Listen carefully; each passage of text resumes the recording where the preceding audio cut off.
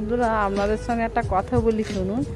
আমাদের যে বিদ্যাসাগর পল্লী দুর্গাপুজো ছিল সবার জায়গায়, আমরা যেই রাস্তাটা দিয়ে পুজোর কদিন যেতাম, এত জমজমাট, এত লাইট, এত মানুষজন, এত গান বাজনা, কিন্তু সেই জায়গাটা আপনাদেরকে দেখাচ্ছি। দেখুন প্যান্ডেলটা, দেখুন লাইটে কত ঝকমক করছিল, কিন্তু আজকে সেই জায়গাটা পুরো নিস্তব্ধ আর অন্ধকার, শুধু মানুষ যাচ্ছে, গাড়ির আওয়াজ আর এমনি রাস্তার যে লাইটগুলো সেইগুলো, তাছাড়া আর কিছু নয়। দেখুন আর এই দিকটা এইগুলো দেখেছিলেন বন্ধুরা, কত লাইট ঝুলছিল, সেই চুনি লাইট যেগুলোকে বলে, কত লাইট ঝুলছিল।